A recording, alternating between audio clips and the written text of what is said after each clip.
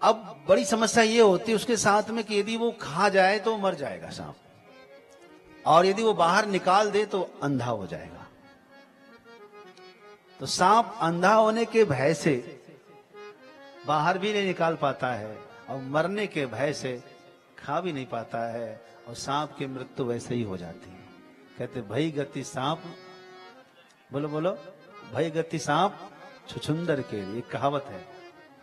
सांप छुछुंदर की स्थिति हो जाती है, तो ना खा पाए ना निकाल पाए। तो स्थिति ऐसी है।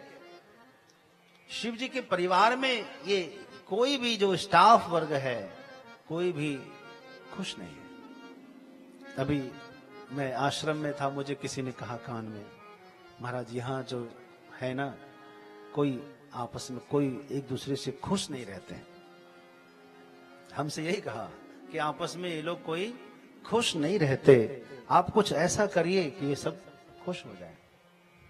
मैंने हालांकि सबकी मीटिंग ली, बिठा करके सबसे पूछा, फिर भी मैंने एक बात कह दी, देखो शिव जी के परिवार में ही सब खुश नहीं है।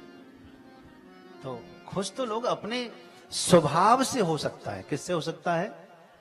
खुश रहने का मिजाज आपका होना चाहिए। यदि आपका स्वभाव दुखी रहने का है तो कौन आपको, ब्रह्मापि तम नरम न रंजयति, ब्रह्मा जी भी आपको खुश नहीं कर पाएगा।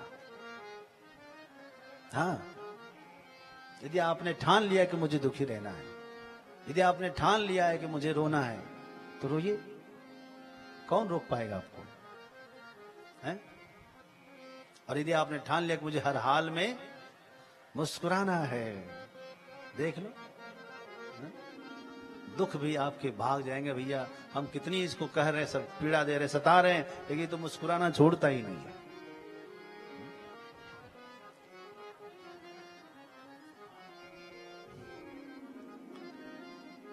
तो मैं बता रहा था आपको, अब देखो, ये तो आपने जान ला, जितने भी वो हैं स्टाफ वर्ग हैं, वाहन हैं, कोई खुश नहीं है। अब गणेश जी का विवाह हो गया है, कार्तिक का विवाह नहीं हुआ, समझ गए आप? इसलिए वहां भी थोड़ी समस्या बनी हुई है, भाइयों में भी। माता पार्वती को देख लो, आप सोच रहे हैं वो बड़ी खुश होती होगी। सोचिए, जिसके पति के सिर पर एक दूसरी नारी बैठी हो, गंगा, क्या वो नारी कभी खुश रह सकती है?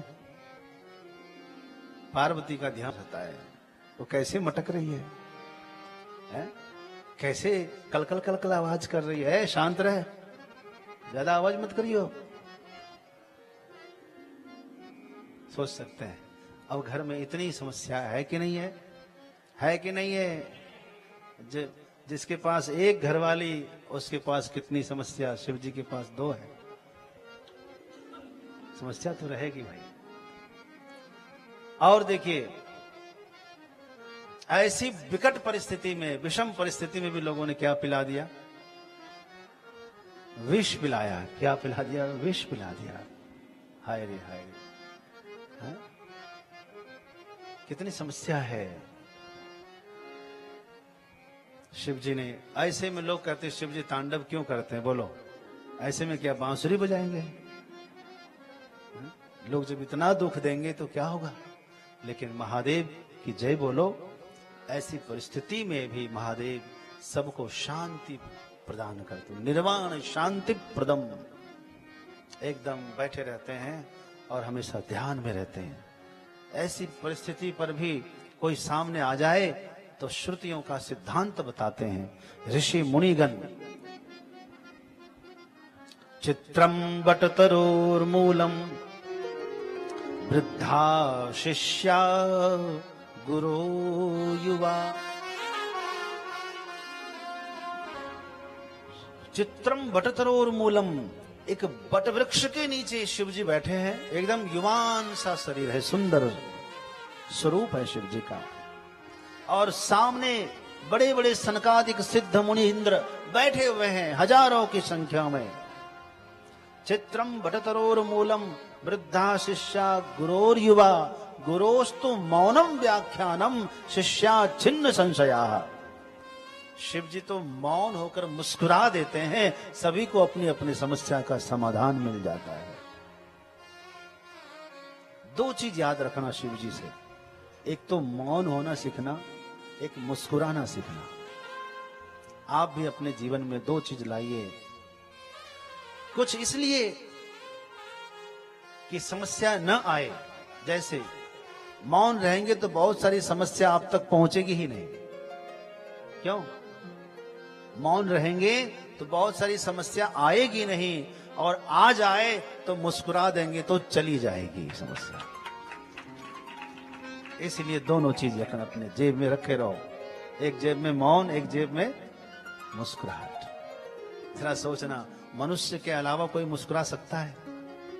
नहीं, ये ईश्वर ने हमें दिया है, मुस्कुराइए। हर हाल में मुस्कुराना।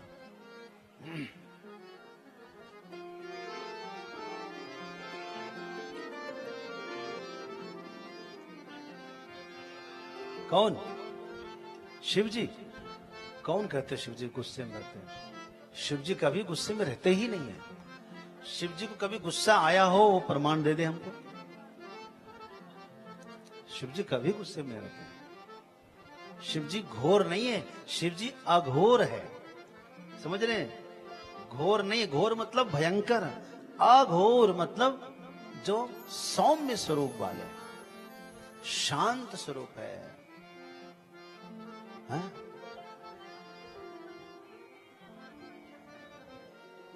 देखिए ना, गले में विषैला विषधर तमो गुण प्रधान सर्प है, कंठ में विष है, फिर भी शिव जी कितने प्रशांत हैं। सिर पर चंद्रमा है, गंगा है, सब आभूषण बनाया है।